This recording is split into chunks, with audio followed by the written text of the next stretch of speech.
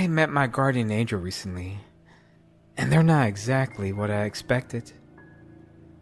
Anytime someone thinks of an angel, grace comes to mind, along with beauty. Well, he was none of these things. For the record, I never believed in the spiritual world, nor did I even fathom the idea that each one of us was assigned some caregiver. The mere thought always made me chuckle, because throughout my life, I've had the worst luck. My friends think of me as the black sheep, in the literal sense.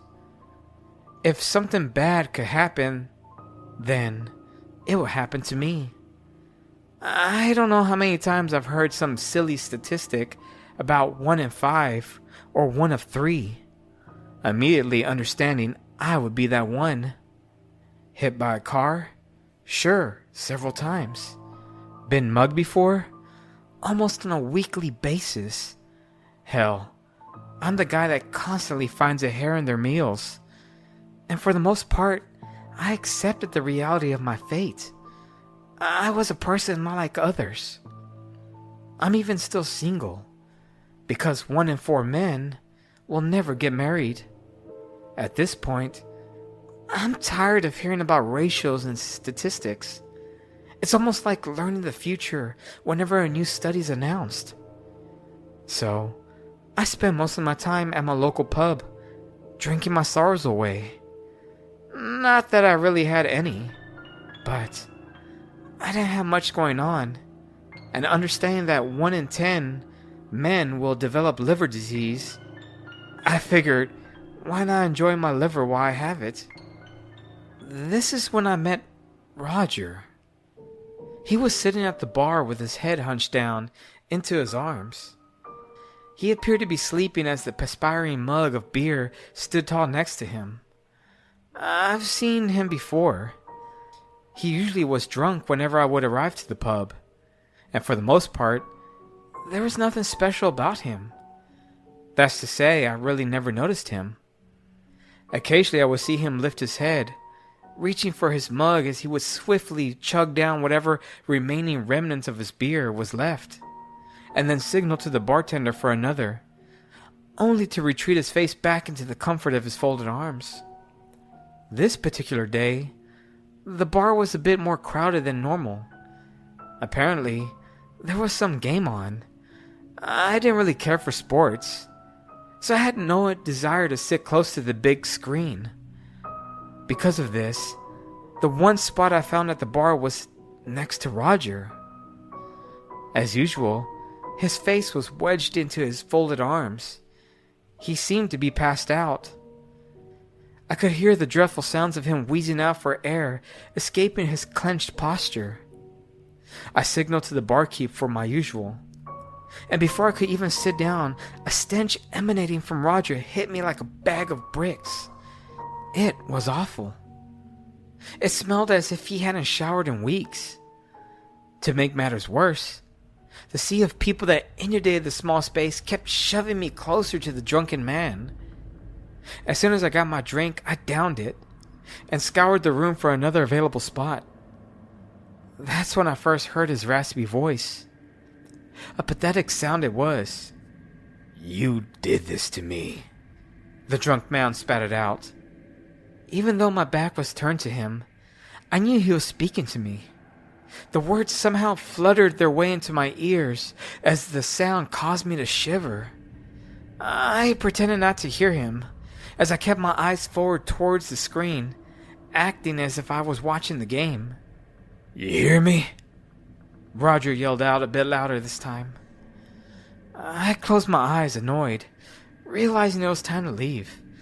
I didn't know what his problem was, and I had no desire in finding out. As I began to walk away, a cold hand grabbed me by the shoulder, stopping me in my tracks.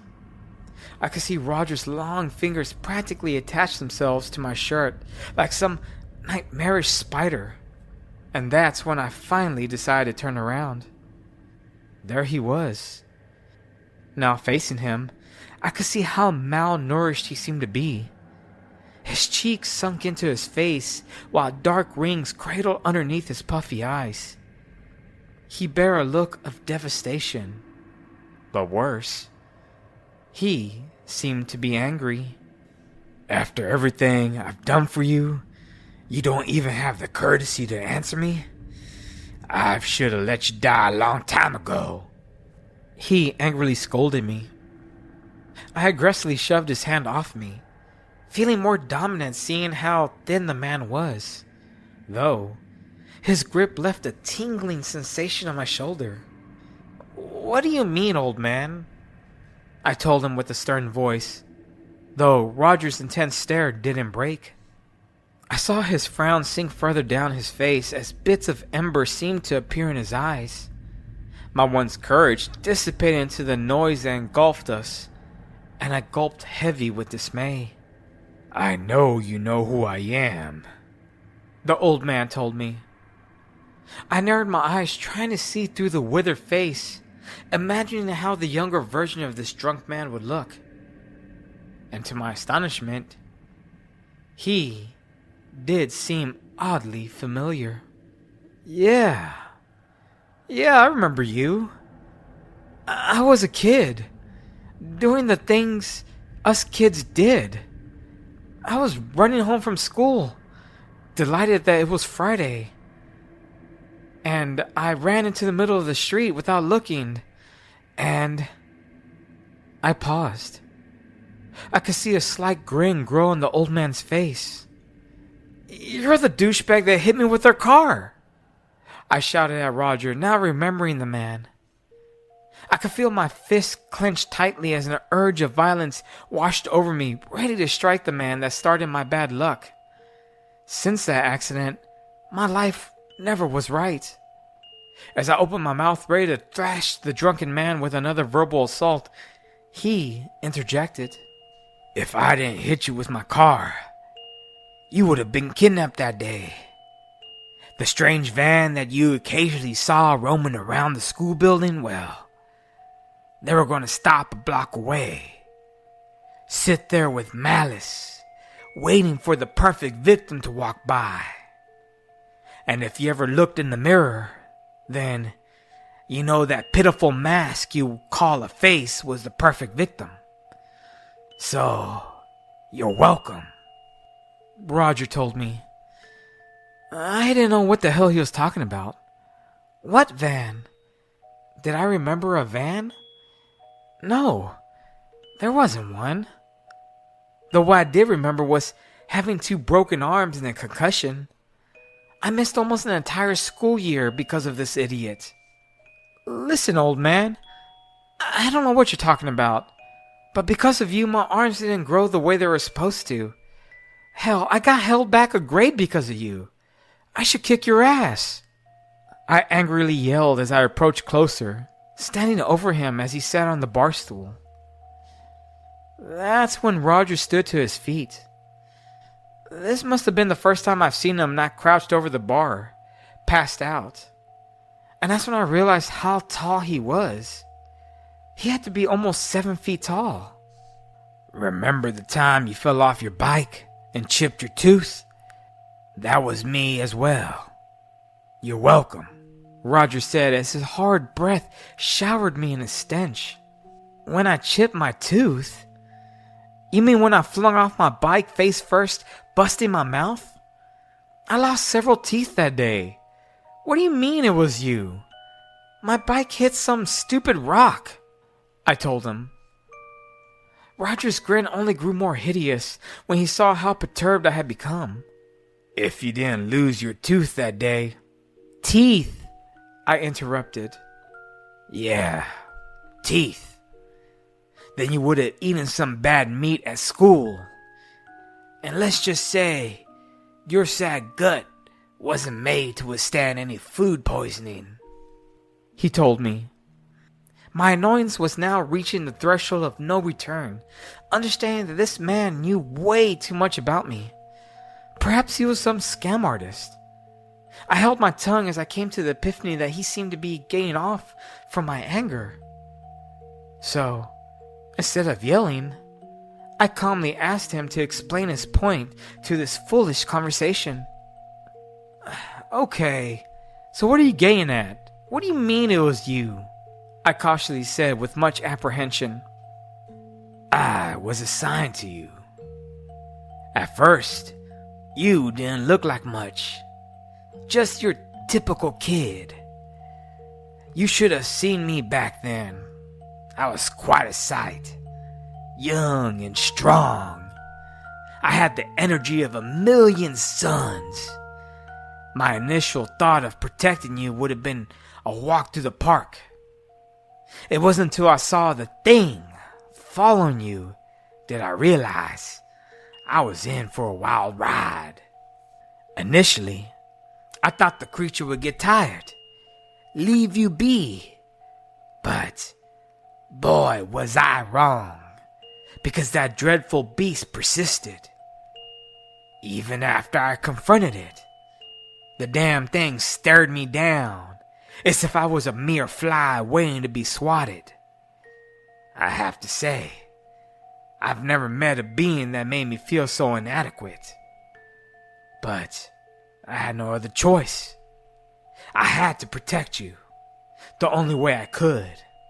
And sometimes my methods might have led to you being harmed. Just know, if I didn't do what I did, then that thing would have killed you 10 times over. Honestly, I don't know what it wants with you. You have something that it finds desirable. Either way, it needs you dead. Roger told me without a blink. His eye contact did not break once through his monologue. I didn't know what to say, nor what to think. I mean, what does someone say to that? So I stood there motionless, processing everything he told me. I wanted to tell him that he was crazy, to lay off the booze. But unfortunately, my heart manifested the reality that he was telling the truth. Funny enough, when it comes to the internal battles one has, it's always the heart fighting against the mind. One approaches situations with emotion, while the other wants everything explained with logic. So as this war carried on inside of me, Roger put his thin, malnourished hand back onto my shoulder, snapping me out of my daze of confusion. It's here now, over there in the corner. It hasn't stopped staring at you since you came in. Take a look, the drunk man told me. I slowly turned my head towards the direction that Roger had indicated to. It was the corner of the bar, one that seemed to be absent of any light. And for whatever reason, the sheer sight of such desolation left me with a sensation of angst as I shook my head trying to shake off the uneasiness that had just consumed me. I turned back to Roger, and he was still staring at the corner of the bar. A vicious snarl formed on his defeated face as I heard a timid growl protrude from his deep voice. No, you're messing with me. You don't know what you're talking about. There's nothing in the corner, I told the old man with a shaky tone. This wasn't real. There was no such thing as angels or demons. People were always their own worst enemy. And perhaps this tired, drunken man was battling his own personal devils while using me somehow on his demented atonement. He then placed both of his hands on my shoulders, gravitating my gaze towards his. I felt trapped, like his grip disabled any possible movement, and all I could do is stare up at him. There's only one way, one last resort, because my boss knows how much I've tried. Just look at me. Withered away in a matter of decades. I know I don't have another one in me. Listen, boy, that thing will eventually get you if I don't regain my strength. So there's only one last thing we could do, and that is... He hesitated for a moment, and an expression of sadness inundated his beaten face. "You have to let me inside of you." My face dropped with disgust. "What the hell, man?" I shouted back as I shoved his arms off me, taking a step back. I knew this guy was some kind of perv, and this was the final straw. Now, I've never been a violent person, even though I threatened the man earlier. I knew I didn't pack any power in my punches, so I did what I always did in threatening situations. I left. I stormed out the bar, slithering between the sea of people as Roger continued shouting out to me incoherently. As I passed the corner of the bar on my way out, a slight quiver erupted up my back, not even bothering to stare that direction. Though, a weird feeling of being watched triggered my sixth sense. As I walked out into the midnight air, Roger's voice only continued. And as I turned around, I realized the strange man was following me. I didn't know what I was going to do. Was I really going to hurt this old man? I guess I would if I needed to, but I just continued walking, only glancing behind every so often. He kept yelling the same thing over and over. "I don't have much time. You have to let me inside of you." I could feel my rage intensify as I clenched my fist tightly. And before I turned around, Roger stopped his rant mid-sentence. "I don't have much time. You have to..." The sudden silence startled me, and I quickly turned my head. To my surprise, the old man was gone. "Roger?" I muttered out. I then looked down at the dismal street. All I saw were Roger's tattered clothes on the floor. He had vanished. My heart throbbed with vigorous intent as I tried to come up with a reasonable explanation. As I stood there in the dark and faced the street, the night lights protruded their vaguely dim glow. I looked up and realized how vacant the road had become in the distance. It was a void of emptiness, devouring the space that surrounded me. I looked deeper into the abyss, and that's when I finally saw it. The beast that Roger had warned me about. The creature that had been hunting me since I was a kid. Its shape was practically impossible to make out, but what I could see was its eyes. Those abysmal eyes. They glowed in the darkness, like 4 lighthouses attracting incoming ships to its shores. The air became thin. My skin tightened. I finally knew Roger was telling the truth. And as I stood still with trepidation, my brain awoke me to the horrid reality of what was happening. And I ran home. I know I must sound crazy. Hell, if it wasn't happening to me, I would call most lunatics if they described to me what was happening to them. That thing is hunting me. I don't know how to escape it. I only wish I had a guardian angel to protect me. I wish Roger was here. Hi guys. I'm back. I know, after a few weeks of not writing a story, here I am. Hopefully you enjoyed the story. So, we're about to enter October, or if you're listening to this video, it is October officially. And I'm on like this quest to have 31 days of phobia. So I'm going to have short stories coming out almost, or hopefully every day, to represent the lead up to Halloween. Anyway, as usual, if you like the story, please comment, like the video, subscribe, anything to help me build this community of storytellers. Bit of a life update. I now have my beautiful girlfriend living with me, and she's gonna say hi quickly. So anybody that actually listens to this part, just know my life is on the incline. Babe, say hi. Hi. So now, finally, when I have female parts that need to be narrated, I have someone to do that. So, that's awesome. Anyway, guys, hopefully you have or had a good weekend, and hopefully you have a great week, because now it's finally October, Halloween season. Anyway, awesome. Alrighty, guys, I'll see you in the next video. Bye.